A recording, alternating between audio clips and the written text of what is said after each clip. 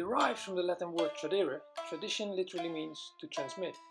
In the context of Karate-Do, this refers to the transmission of skills, which historically took place directly from master to student. This is why lineage in traditional karate is so important.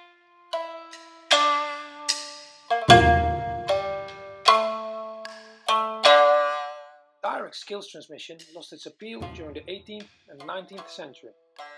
This was the era that industrialization and mechanization transformed society.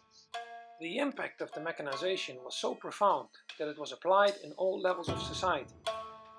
In education, a method of standardized curricula and standardized testing became the norm. This educational model was introduced in modern Karate-Do too.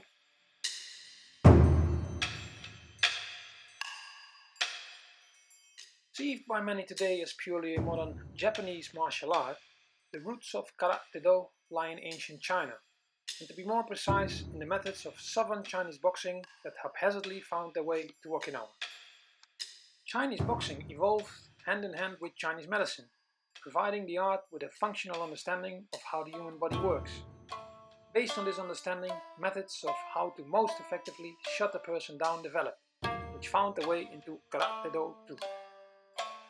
Much in the way skills were transmitted in pre-modern or old-school karate directly from teacher to student, so too are the skills at the foundation of Chinese medicine passed on through direct skills transmission.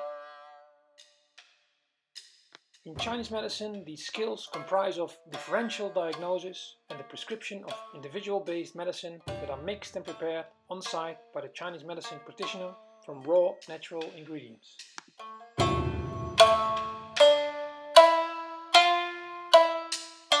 In modern medicine, in contrast, diagnostic skills are largely replaced by the gathering of external data provided by modern technologies such as blood tests, MRI scans and many others. Direct skills transmission has made way for academic learning, as medical doctors need to know which standard drugs are prescribed for which standard conditions and in which circumstances this is done. The methods of diagnosis in modern medicine and the academic structure of learning do not only reflect the ideology associated with the mechanization of society that dates back to the industrialization, but also reflects modern science itself. This is because modern science is a form of rational science. French mathematician and philosopher René Descartes was the first to propagandize rationalism at the very start of the modern industrial era. "I think, therefore I am," Descartes most famously said, summarized how in his view our thinking defines our existence.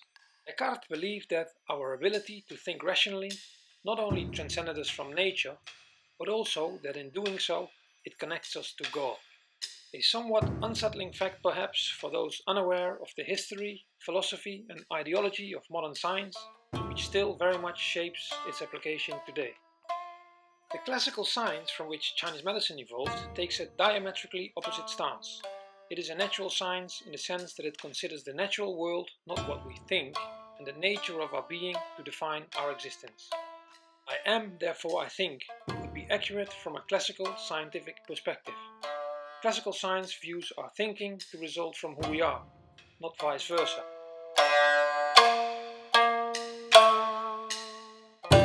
Understanding how modern science and technology have led to the decline of direct skills and direct skills transmission helps us understand better what modern Karate-Do is and why it is crucial that we have a look at the original practices from which the art historically evolved.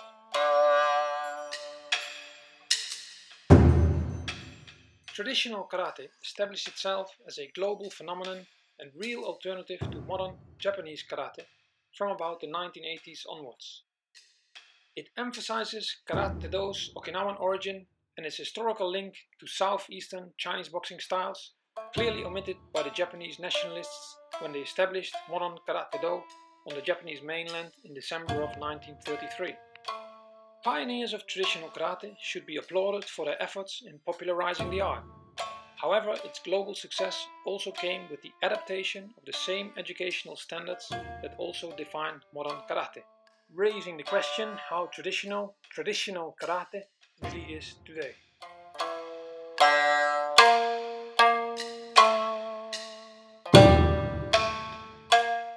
Traditional Chinese medicine, or TCM, was popularized at around the same time traditional karate turned into a global phenomenon. It was formulated in the 1950s and 1960s as part of an aggressive bid to modernize China during the Cultural Revolution. For those unfamiliar with its history, part of the stated goal of the Cultural Revolution was to purge traditional elements from Chinese society. In the case of Chinese medicine, this meant that a 2000-year-old medical system of prescription of individual-based medicine was modified alongside modern medical standards and transformed into a standardized system of patent-based prescription drugs. This form of traditional Chinese medicine was introduced both in China and in the West and successfully taught at some of the most prestigious Western universities until, at least in the EU, TCM prescription drugs were effectively banned from April 2011. The modification of Chinese medicine, along with the loss of its most fundamental principles and its subsequent introduction both in China and in the West as traditional Chinese medicine, shows it is entirely possible that traditional methods in modern times are really modern systems branded as traditional for political reasons. When we look at traditional karate today, so too it is taught and practiced through large group instruction, standardized curricula and standardized testing. It distinguishes itself merely from modern karate, it seems, as a different brand, with as unique selling point its closer relation to karate's Chinese origin without being fundamentally different in its method of skills transmission.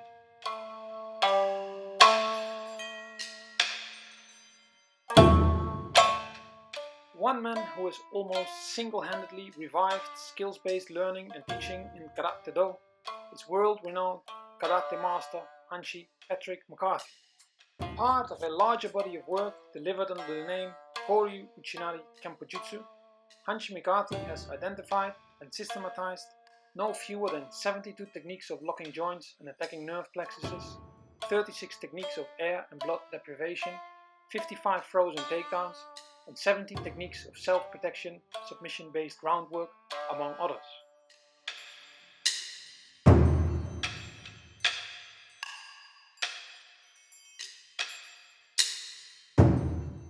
Today, modern combative sports are attracting a new generation of martial arts enthusiasts largely unaware of what tradition really has to offer. This, I believe, does not benefit modern nor traditional karate in any way, and has compelled practitioners, both students and instructors, to have a critical look at what it is exactly that we are learning and teaching. Rather than simply passing on skills learned from my sensei, and learned and I teach according to a rapidly aging and or outdated system of standardized teaching, direct skills transmission geared towards individually different learner types can, and I believe will, empower a new generation of karate practitioners. Along with the primary focus on the skill sets Hanshi McCarthy has identified and the understanding of where in classical karate kata these skills are employed, re-establishing such an individual-based method of direct skills transmission will not only empower a new generation of practitioners, it will hold the key to bringing the art back to life.